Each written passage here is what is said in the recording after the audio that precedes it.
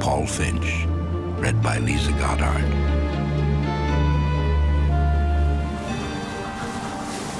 The water was high and grey, the wind whipping salt spray in their faces. "Which island is it?" shouted Michel. Kurt looked back towards her, his blonde beard dripping. "I don't know," he said, in his near-perfect English. He pulled up the hood of his waterproof. "It could be any one of half a dozen. Without the maps, I'm lost." Before them, a rocky mass loomed black on the cloudy skyline, waves bursting on it.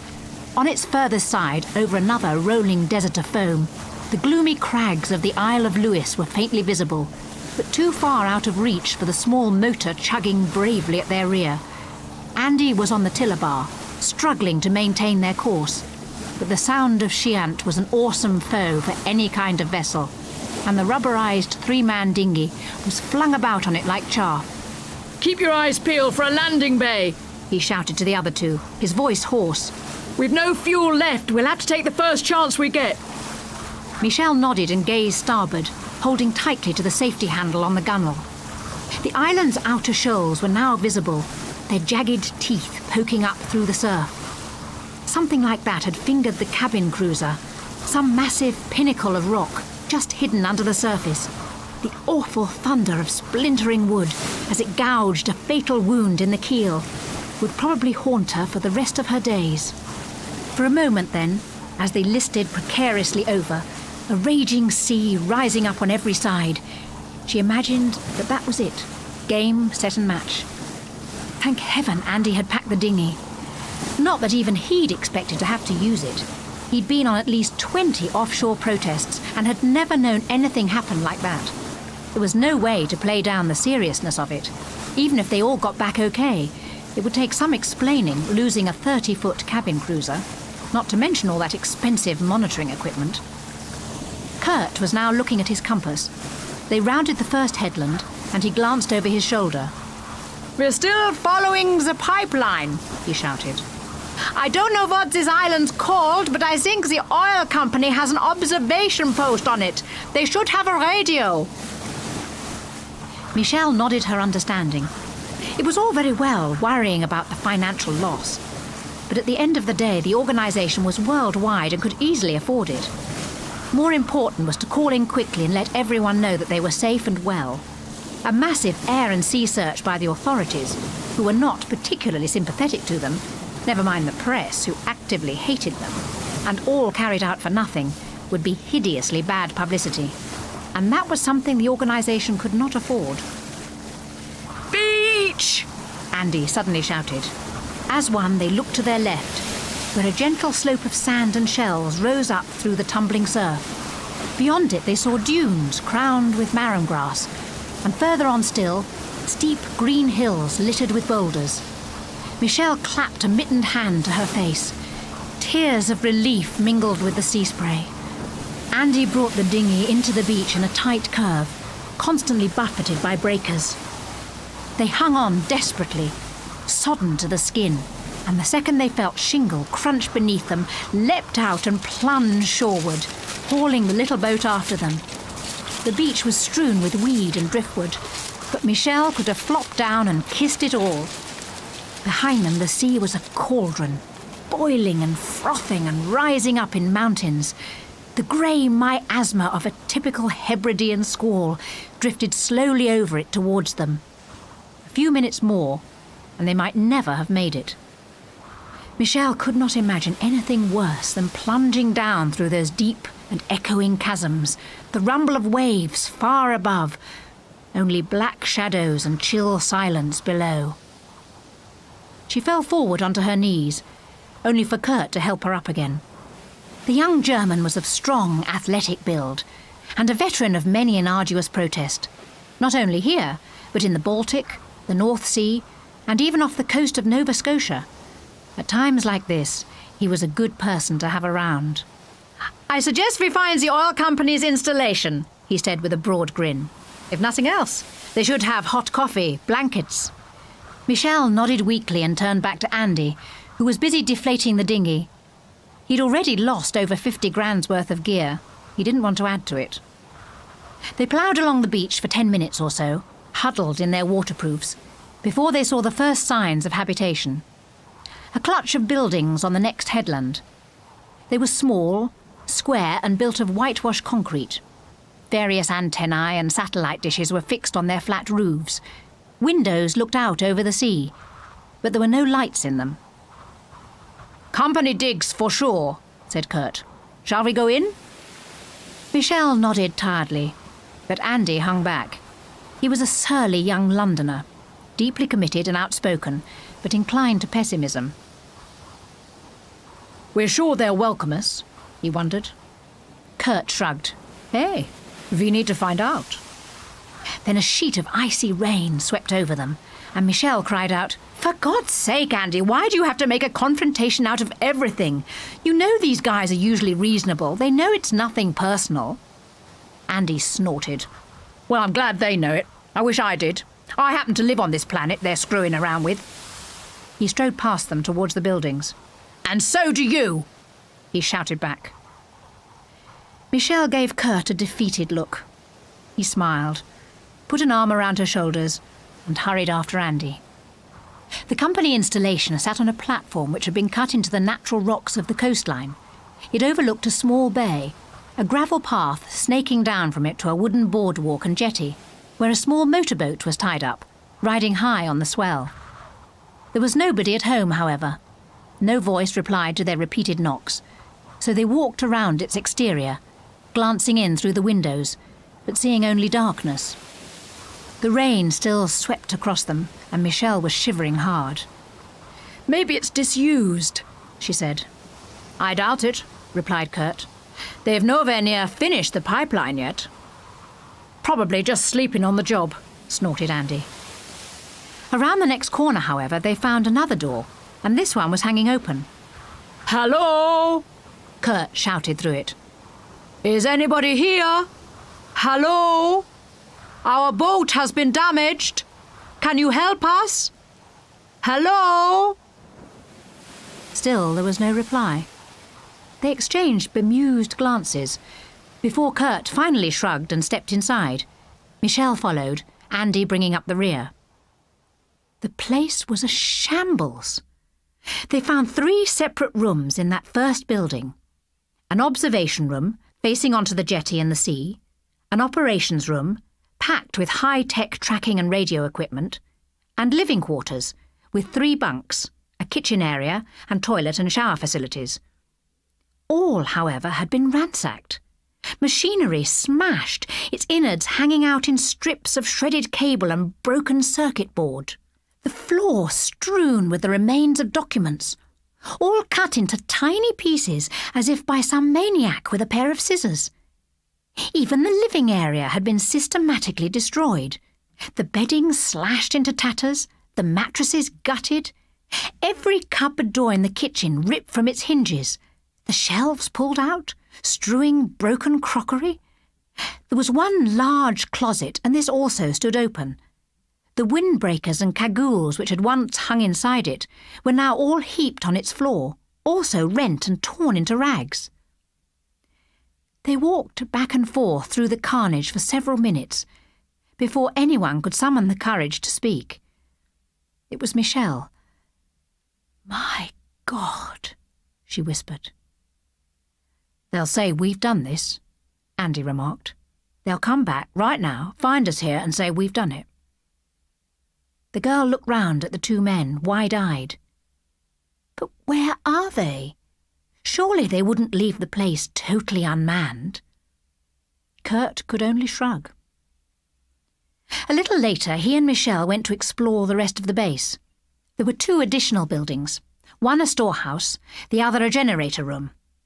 The equipment in there was undamaged and in working order, but had run down through lack of fuel. Back in the observation area, they found Andy gazing out through the rain-spattered windows. "The radio's gone west with everything else," he said gloomily. "Looks like we're back to square one." There was a minute of brooding silence. Aside from having their feet on firm ground and a roof over their heads, they hadn't made exceptional progress. There might be food and water stocks in the place, but it was anyone's guess what condition they'd be in. and as far as the rest of the world was still concerned, all three of them were at the bottom of the sea. "Notice the smell?" Michelle suddenly said, looking up and wrinkling her nose. They sampled the air. Now that she mentioned it, there was a rather unpleasant odour, sort of dank and fishy, and present in every room. It made the girl think of dark sea caves and sodden wrecks in hidden coves. Breathing it in too deeply was quite noxious. "It won't be much fun spending the night here," Kurt observed. "Or the next 6 months," Andy added. They exchanged haggard looks. He was right. "There might be something we can do," Kurt suddenly said, and he hurried out to the storehouse. When he came back, he was carrying a small can of petrol, and he quickly outlined his plan. It was a long shot, but there was nothing to lose trying it. They'd come halfway round the island trying to find a landing bay. Any boats or choppers sweeping the area where the cruiser had gone down would not even see them.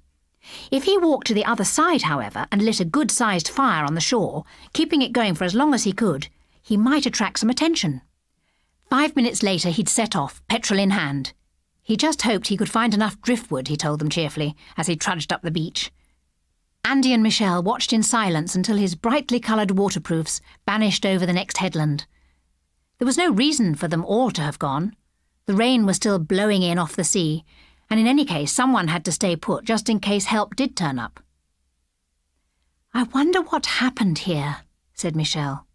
Andy grunted and moved back through into the living quarters. He bent down and picked up what looked like an old torn map. "Nothing they probably hadn't been asking for," he said. "Carving this dump out on an unspoiled island. How long's it going to go on for, eh? How bloody long? Till the whole world's under concrete?" Michelle came to the doorway. "We don't even know where we are yet, do we?" "Might as well have a look before it gets too dark," he replied, starting to piece the map together. It showed a wide spread of the Outer Hebrides. He glanced up at her. "Why don't you see if you can get that portable stove from the storehouse going? Make us all a cup of tea, eh?" Michelle glared at him in disbelief for a moment before storming out. "Up yours," she snapped. It only took Kurt 20 minutes to circle round to the other side of the island. All along the beach, on the higher, steeper dunes, he saw odd formations of holes, like the burrows of small animals, hundreds upon hundreds of them, running in long, parallel lines to the water's edge. Being a conservationist by nature, he'd love to have hung around, quietly observing and trying to find out what had made the holes, and indeed might still live there, but he knew he didn't have the time. It was the first sign of animal life he'd so far seen on the island, though. It was only September, and ordinarily he'd have expected to find the place alive with the cries of cormorant and curlew, not to mention gulls. He listened as he walked, but only the dull roar of the sea came back to him, the sighing of wind in the dry, tussocky grass. Even as Scottish islands went, it was not a very friendly place. Over the next headland he came down a steep slope into a narrow cove strewn with pebbles and wide, flat boulders. Kurt was halfway down when he suddenly stopped in his tracks. By the water's edge, some brightly coloured shape was drifting about in the backwash. Warily he made his way towards it. It was luminous green in colour, trimmed with crimson, and seemed to be expanding as he approached it. The stench of salt was almost overpowering. Along with something else, the stench of fish. Then it struck Kurt what the object was. A cagoule or anorak, weighed down in the water but spreading on the tide. At that same instant, he noticed the red smears at his feet. Glistening red smears, which meandered over the pebbles towards the sea, as if something had been dragged. The German glanced at the cagoule again. The waves swirled crimson around it. That was when he heard the grating sound behind him, the unmistakable shifting and toppling of wide, flat boulders. Back at the installation, Michelle was still fuming. She was standing alone on the jetty, gazing out over the waves. A cold sea mist was now hemming them in on all sides, but she ignored it. She'd never counted herself an ardent feminist, but would not be ordered around like a skivvy. Andy was such a prat. One of those deep-thinking male socialists who liked to put it all away when he got home at night. Then she wondered what was moving under the jetty. She glanced down, surprised. Some large object was bobbing about under her feet, slapping against the struts. She tried to look between the planks, but it was too dark. It hardly mattered. She assumed it would be a coracle or a buoy or some such thing. Then it floated into view. It was face down, its arms and legs splayed out wide, strands of grey hair rippling around its head. Michelle was frozen with shock, her mouth fixed open. Seconds seemed to pass before she could respond. Behind her, a boat hook was propped up against one of the mooring pillars. She seized it and reached down, grappling the body under the hood of its parka. She swallowed hard, preparing for the worst, then drew it in close and managed to heave it over. The eyes were empty sockets in blue-white pulp, the mouth a yawning cavern filled with brackish water. That wasn't the worst of it, though. For whoever it was, he had been gutted. Before she staggered helplessly away, vomiting, Michelle caught mad, fleeting glimpses of a ripped-open coat and sweater, and beneath that an opened belly, black and stinking and empty. Empty except for something which had no business in there, something hard and brown and shiny and moving sluggishly around. Before she knew what she was doing, Michelle was pounding back up the path, shrieking hysterically. It took Andy several minutes to calm her sufficiently to get an explanation, and when he went down to the jetty himself, the body had turned over again and drifted out of reach. Michelle appeared behind him, shivering violently. We've got to get out of here, she stammered. Andy nodded. He was shaken, but unlike the girl, had seen death at sea before and was not badly fazed by it. "I'll go and get Kurt first," he said. She seized his arm, incredulous, her fingers digging into the flesh. "You're not leaving me here?" He pulled free and walked off the jetty. "You'll be safer here. It looks like there's another storm coming." "You're not leaving me here," she insisted, running after him. "Oh, Christ, Michelle!" he shouted, rounding angrily on her, so that she shrank back from him. "You'll be perfectly all right," he assured her in a more level voice. "I'm just going to try and find Kurt before he wastes all that petrol. We can use it for the motorboat. That bloke probably just drowned. The fish'll have had a go at him." That sort of made sense, she supposed, still shaking. She'd heard about things like that before. She tried to speak again, but he put a finger to her lips. "You have to stay here, love. Someone might turn up and check. And believe me, we can't afford to miss them." That also made sense. And so off he went, sauntering away along the beach, leaving Michelle there, alone. A moment later, she went back to the installation. She felt very cold and very tired as she stood there in the observation room, hugging herself. At length, she looked up at the sky and wondered what time it was. It must be mid-afternoon at least. She'd been up since the crack of dawn. So she went through into the wrecked bedroom and lay down on one of the bunks. She wondered which had been the dead man's. This one, perhaps? It hardly mattered. He wasn't going to need it now. As she drifted into exhausted sleep, however, she began to wonder about that. Began to wonder if those were his dragging, squelching footsteps she could hear on the stone path outside. If it was him she could hear shuffling through the rubble of paper in the next room, or standing in the doorway, dripping, reeking of fish. She came awake sharply and looked at the door. It was still empty, afternoon light spilling through. The smell of fish was very pungent, however, more so than before. Michelle sat slowly up. What was that faint tapping she could hear from the next room? That scratching and scrabbling sound? She felt her hair start to prickle. It was like long fingernails or hard, wet claws drumming on the tabletops. Hard, wet, chitinous claws. Then she heard something inside the room with her, a faint slithering. Now, petrified, Michelle turned her head. Directly opposite, the closet door was still ajar. There was a movement inside, though. The heap of coats and boots was shifting slightly, vibrating. Items were slowly being dislodged, as if something was trying to dig its way out. She watched in disbelief as one after another the garments fell away. The heap was now shaking violently. An oilskin hat tumbled down from the top, the coat beneath sliding after it, and Michelle saw an eye, peering unblinkingly at her from the midst of a grey face. A grey, wounded face, repeatedly slashed and streaked with blood. By sheer instinct alone, she bolted to the door and out through the observation room, not looking once at anything which might be in there. Scrambling down to the beach, legs pumping till they ached. She ran blindly for minutes on end, the blood pounding in her ears, tears glazing her vision. In front, the footprints of the two men seemed to trail endlessly on towards the next headland, but she never once slowed, never once looked round.